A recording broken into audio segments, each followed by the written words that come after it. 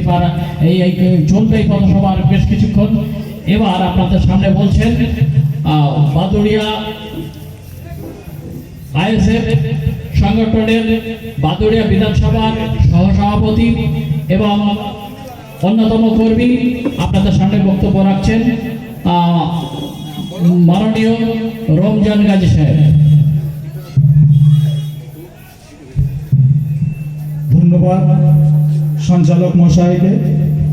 আরো ধন্যবাদ জানাই উপস্থিত সম্মানীয় আমাদের প্রাক্তন এমএলএ মাননীয় স্যারকে। ধন্যবাদ জানাই সামনে উপস্থিত সমস্ত দর্শক ভাইদেরকে। ধন্যবাদ জানাই রাস্তায় চলাচলতি করা মানুষদেরকে, দোকানদার, ক্রেতা বিক্রেতা সকলকে। বন্ধুগণ, এখন যে ভোট প্রচার চলছে, টিএমসি দলের নেতাকর্মীরা বাড়িতে বাড়িতে গিয়ে আমার মায়েদেরকে, আমার বোনেদেরকে তারা ভয় দেখাচ্ছে। যদি তারা টিএমসিকে ভোট না দেয় তাহলে তাদের লক্ষ্মীর ভান্ডার বন্ধ করে দেবে। যুবকদেরকে বলছে যুবসাথী বন্ধ করে দেবে। এই বন্ধ করে দেওয়ার ভয় দেখিয়ে তাদের কাছ থেকে ভোট চেয়ে বেড়াচ্ছে। আমি সেই আমার মাদেরকে বলবো, আমার বোনদেরকে বলবো, আমার যুবক ভাইদেরকে বলবো, আপনারা দেখবেন অতীতে যখন বামফ্রন্ট সরকার ছিল তখন দুটো প্রকল্প চালু করেছিল। একটা বিধবা ভাতা প্রকল্প চালু করেছিল, একটা বয়স্ক ভাতা প্রকল্প চালু করেছিল। এই 15 বছরে এই দিদির ক্ষমতা হয়নি সেই প্রকল্পটাকে বন্ধ করে দেওয়া। এখন যে প্রকল্পগুলো চালু হয়েছে, দিদির এমনকি অভিষেকেরও কোনো ক্ষমতা নেই এই প্রকল্পগুলো বন্ধ করে দেওয়া। আগামীতে যদি আমাদের সরকার আসে, আমাদের সরকারও বন্ধ করে দেবে না, পরিবর্তে হয়তো আরো বাড়াতে পারে। তাই বলবো আমার মায়েদেরকে, তোমরা কখনোই চিন্তিত হও না, কোনো প্রকল্প বন্ধ হবে না। যদি কোনোভাবে কোন তৃণমূলের নেতা তোমাদের প্রকল্প বন্ধ করে থাকে তাহলে আমি এই গুলিয়া বাজার থেকে বলে যাচ্ছি, আপনারা আমাদের আইএসএফ এবং বাম সমর্থিত সমস্ত সংগঠনের মানুষদের কাছে এসে, নেতাকর্মীদের কাছে জানাবেন 2 মাসের মধ্যে আপনার প্রকল্প আবার চালু করে দেব। কথা দিয়ে যাচ্ছি, আপনারা ভয় পাবেন না, চিন্তিত হবেন না। আগামী 29শে এপ্রিল আসছে দিন, নিশ্চিন্ত হয়ে বাম সমর্থিত আইএসএফ প্রার্থী মাননীয় কুতুবউদ্দিন ফাহাদি মহাশয়কে 6 নম্বর বোতাম চেপে খামচিহ্নে বিপুল ভোটে জয়যুক্ত করুন। বন্ধুগণ, শুধু এতটুকুতে তৃণমূলের বন্ধুরা থেমে নেই, তারা আমাদের বিভিন্ন নেতা কর্মীদেরকেও ছেড় দিচ্ছে, ভয় দেখাচ্ছে। তারা বলতে চাইছে তোমরা বসে যাও, না হলে তোমাদেরকে জেল খাটাবো। আমি সেই বন্ধুদেরকে, তৃণমূলের বন্ধুদেরকে বলতে চাই, প্রশাসন কিন্তু তোমার মামার বাড়ি নয়, প্রশাসন কিন্তু সংবিধান মেনে চলে। তাই প্রশাসনের ভয় দেখিয়ে আমাদেরকে দমাতে পারবে না। সর্বদা মনে রেখো, আমরা ইন্ডিয়ান সেকুলার ফ্রন্টের সমস্ত নেতাকর্মীরা কখনোই সংবিধান বিরোধী কোনো কাজ করি না। তাই তোমাদের কথায় ভয় পাওয়ার কোনো প্রশ্নই আসে না। আমি আরো বলতে চাই, তোমাদের নেতা পঞ্চায়েত ভোটে আমাদেরকে ভোট করতে দেয়নি।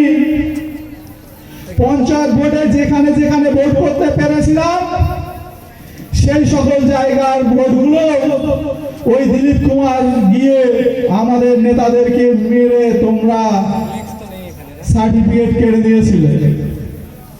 আজকে এইখান থেকে বলে যাচ্ছি, আজ কিন্তু 2024 2023 নয়, 2026 আইএসএফ এর মাটিটা কিন্তু অনেকটাই শক্ত হয়েছে। তোমরা যদি অন্যায় পথে যেতে পারো, আমরা কিন্তু সংবিধানকে মান্যতা দিয়ে 5 টাকার পেনের খোঁজা দিয়ে তোমাদেরকে জেল খাটাতে পিছপা হব না। তোমাদেরকে জেলের ভাত খাইয়ে তবেই ছাড়বো। তোমরা ভুলে যেও না, হারাম খেয়ে তোমাদের পেটটা গোপাল ভাঁড় করে ফেলেছো বলে, তোমাদেরকে বড় নেতা ভর বলেছো বলে বাকি লোকজন, বাকি রাজনৈতিক দলের নেতারা তোমাদের সর্বদা ভয় পাবে। আমি আরো বলতে চাই, আমার দলের নেতা কর্মীকে তোমরা কখনো ভয় পেও না। তোমাদের প্রত্যেকটা বুথে বুথে আমাদের সংগঠন মজবুত ভাবে তৈরি হয়ে আছে। যদি তোমার দলের একটা পতাকা ছিঁড়ে দেয়, যদি তোমাকে থ্রেট দেয়, তোমরা প্রত্যেক বুথের নেতাদেরকে জানাও, আর প্রত্যেক দলের নেতাদেরকে জানাও। আর সেই নেতাদেরকে আমি বলে যাই, বাদুড়িয়া বিধানসভার নেতাদেরকে জানাও কিভাবে তাদেরকে জেলের ভাত খাওয়াতে হয়। আমরা সংবিধানকে মান্যতা দিয়ে দেখে নেব। বন্ধু বলতে চাই, এছাড়াও দিদিমণি যখন এসআইআর চালু হলো তখন বলেছিল যে এ রাজ্যে আমি বেঁচে থাকতে এসআইআর হতে দেব না। এসআইআর তো হয়ে গেল, দিদিমণি দিব্যি বেঁচে আছে। অভিষেক ব্যানার্জি বলেছিল এ রাজ্যে একজন বৈধ ভোটারের নাম ডিলিট হতে দেবে না। যদি একজন বৈধ ভোটারের নাম ডিলিট হয়, তাহলে দিল্লিতে 1 লক্ষ মানুষকে নিয়ে আন্দোলন করবে। তিনি সেটাও দিব্যি ভুলে গেল। দিদিমণি আরো সেদিনকে বলল ওনার এলাকাতে 40,000 বৈধ অবৈধ ভোটার ডিলিট হয়েছে, তাতে তার বয়ে গেছে। তার মানে তার কিছুই হয়নি। এই যে দ্বিচারিতার সরকার, মিথ্যাবাদীর সরকার, চোরের সরকার, সর্বদা মানুষকে ঠকিয়ে চলেছে। তাই বলবো, এই সরকারকে নিপাত যেতে দিন। এই সরকারকে বিসর্জন দেওয়ার জন্য আগামী 29 এপ্রিল আসছে দিন। খাম চিহ্নে ভোট দিন। খাম চিহ্নে ভোট দিয়ে বিপুল ভোটে জয়যুক্ত করুন। একটু আগে আমাদের প্রতিনিধি আপনাকে বলে গেছে, এখানে আমাদের প্রতিনিধি শুধু আমার দলের প্রতিনিধি নয়, তিনি আপনার প্রতিনিধি। তিনি যদি যেতেন, তাহলে আপনার কাজটা করার জন্য আপনার বাড়িতে এসে হাজির হবে। শুধুমাত্র একটা ফোন কলের অপেক্ষায়। আপনি একটা ফোন কল দেবেন, তিনি আপনার বাড়িতে এসে তার কাজটা করে দিয়ে যাবে। আপনার কাজের জন্য আমাদের প্রতিনিধির বাড়িতে যাওয়া লাগবে না। তাই আবারও বলছি, 29 এপ্রিল আসছে দিন। খাম চিহ্নে ভোট দিন। ইভিএম এ 6 নম্বর বোতাম চেপে বিপুল ভোটে জয়যুক্ত করুন। এখানে উপস্থিত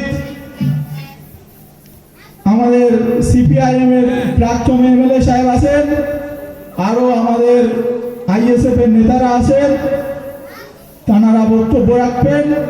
আমি আমার বক্তব্য এখানে ইতি করলাম। ইন্ডিয়ান সেকুলার ফ্রন্ট জিন্দাবাদ।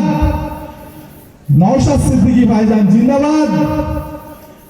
মাননীয় কুতুবউদ্দিন ফাহাদি মহাশয় জিন্দাবাদ।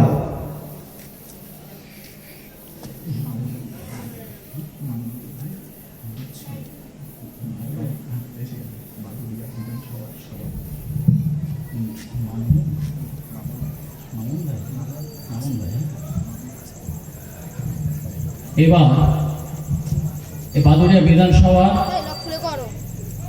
আইএসএফ এর বাদুড়িয়া যে কমিটি আছে, সেই কমিটির সভাপতি মামুন ভাইকে কিছু বলার জন্য তৈরি থাকতে বলছে।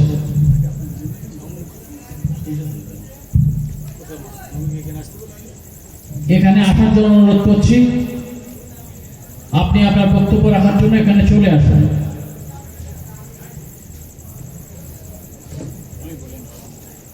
যাই হোক, এবারে আপনাদের সামনে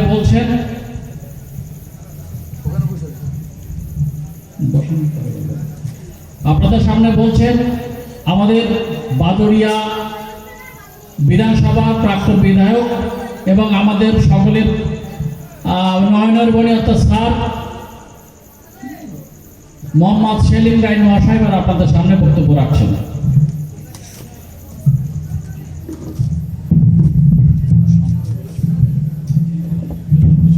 স্নেহভাজন সভাপতি,